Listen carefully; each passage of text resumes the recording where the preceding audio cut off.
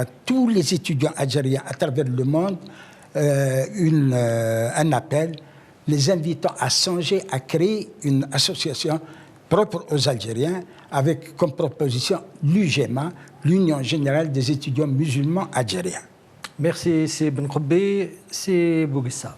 Pour avoir une idée claire sur ce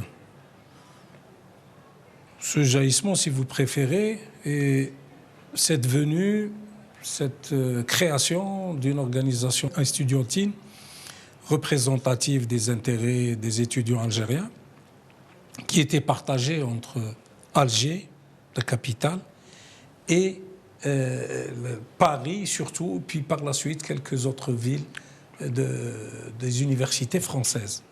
Il faut revenir, à mon avis, surtout pour les jeunes, je voudrais qu'ils comprennent bien ces choses-là. Et on lit beaucoup moins aujourd'hui. Le mouvement étudiantin algérien, il n'y a pas beaucoup d'écrits. C'est une histoire encore qui reste ouverte pour les jeunes chercheurs. Il y a plein de choses que l'on ne connaît pas encore. Il y a plein d'archives encore à exploiter. Et il faut avoir une idée précise sur l'accès à l'enseignement, l'accès à l'école, l'accès au lycée, l'accès aux universités. Comme le précise Yvonne Turin, qui a fait un très bon travail sur les affrontements culturels entre l'Algérie et la France, École, médecine, religion, c'est son livre, elle relate très bien ces affrontements entre la société algérienne et la société française. La société algérienne s'est caractérisée au début par ce qu'on a pu appeler le refus de l'école, le refus scolaire. Les jeunes Algériens, dans des conditions difficiles, dues à la colonisation, aux expropriations, ont refusé d'envoyer leurs enfants à l'école de Jules Ferry, l'école laïque obligatoire. Ils avaient besoin de ces jeunes pour essayer de sortir de la misère et de leurs conditions de vie assez difficiles. Mais dès que les Algériens ont commencé à comprendre que un savoir, un minimum de savoir, que l'apprentissage de la langue française et son utilisation pouvaient leur ouvrir l'accès à des emplois. À partir de ce moment-là, petit à petit, les Algériens et l'opinion algérienne va changer de position. Changer de position, certes, mais ce n'était pas facile parce que le colonat en Algérie ne voulait pas. Il y a eu de grands débats et de grands affrontements, y compris au sein des colonialistes, pour savoir si c'était un bienfait d'ouvrir l'institution de l'école aux Algériens, c'est-à-dire les Lumières, le savoir, l'apprentissage. Beaucoup de coloniaux disaient que si maintenant on va permettre à ces Algériens d'accéder à l'école française, de posséder la langue, d'avoir un savoir, d'avoir un niveau, ce sera les futurs leaders du nationalisme algérien. Donc, il n'est pas utile de leur donner trop d'accès aux écoles françaises. Pendant assez longtemps, cette tendance s'est donc imposée. Et d'ailleurs, pour preuve, si on consulte les archives, et surtout statistiques, du nombre des Algériens dans les écoles d'abord, dans les lycées ensuite, et surtout et enfin dans les universités, on va être ahuri. Charles Robert Ageron, en 1914, cite la présence de 25 étudiants, 25 médecins, 7 ou 8 autres étudiants dans les lettres et je crois 2 ou 3 dans des institutions spécialisées qui sont des petits instituts qui n'offrent pas des licences mais qui offrent quand même des diplômes de l'université d'Alger. Donc vers les années 14, nous avons une petite élite qui commence à apparaître mais qui est en bourgeon. C'est vraiment des petits bourgeons qui commencent à éclore et le débat, la difficulté reste posée entre les partisans de l'ouverture de l'école française pour justement apprendre aux Algériens le savoir, la civilisation, la culture française en l'occurrence, et ceux qui avaient peur et qui disaient que ça c'est prendre trop de risques. Ensuite, nous avons la période qui va, donc la période des années 1900, fin du siècle d'avant, jusqu'aux années, donc jusqu'à la Première Guerre mondiale. Après la Première Guerre mondiale, entre les deux guerres mondiales, nous allons quand même assister à une évolution qui est plus substantielle.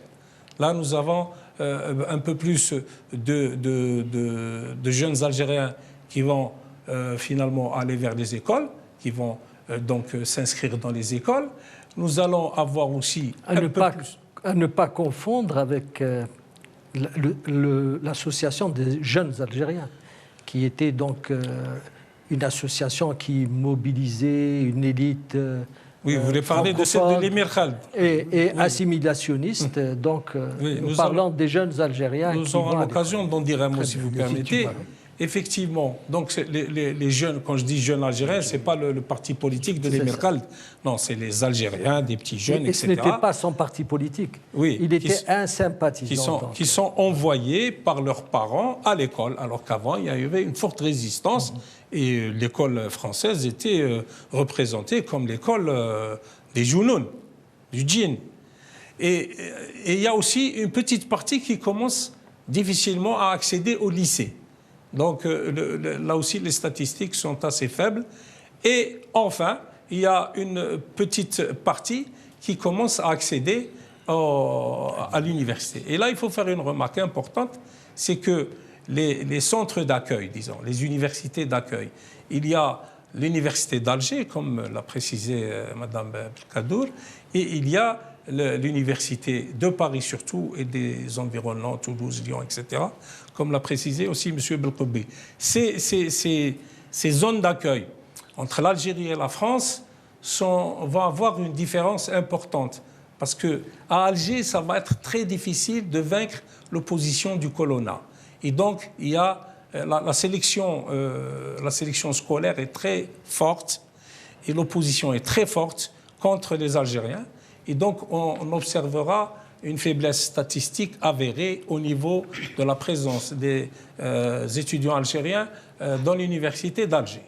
Par contre, pour fuir cette sélection scolaire très forte, beaucoup de familles algériennes, bien sûr des familles quand même de la bourgeoisie, des familles caïdales, des familles des grandes-tantes, des familles aisées, hein, et à la limite des limites vers le bas, c'est de la petite bourgeoisie, qui vont donc envoyer leurs enfants au niveau de certaines universités de France, Paris en tête bien sûr, Lyon, Toulouse, Montpellier, comme vous l'avez suggéré. Donc il y a une caractéristique du point de vue sociologique qu'il faut qu'on retienne, c'est que les débuts, il y a une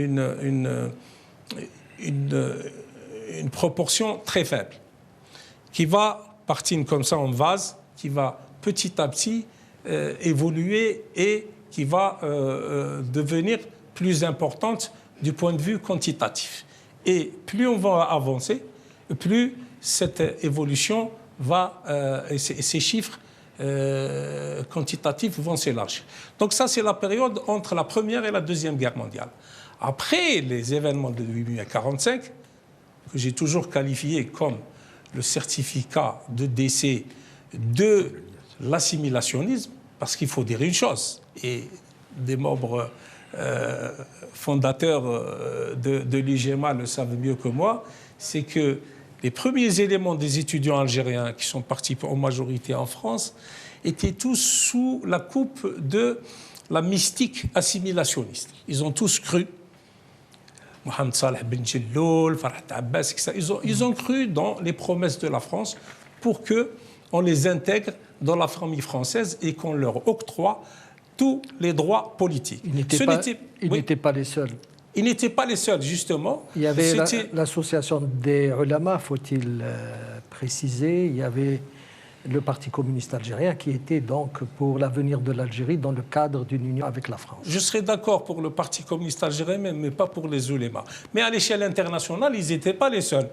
J'ai étudié dans les archives la Ligue, par exemple, la Ligue d'accession aux droits politiques des Malgaches, qui était le produit des lycées et qui avait les mêmes revendications que les jeunes Algériens hindous, qui voulaient l'assimilation.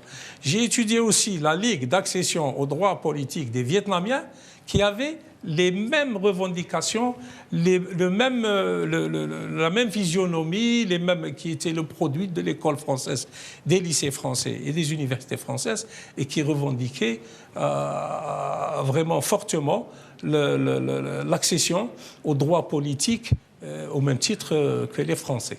À partir de 1945, il y a une explosion formidable, ils ne sont pas loin du 8 mai 1945, c'est que tous ceux qui ont cru dans l'assimilation, après des massacres horribles, des milliers et des milliers de morts, la société algérienne est traumatisée à jamais et ne va plus croire dans ces virtuelles promesses de la politique française.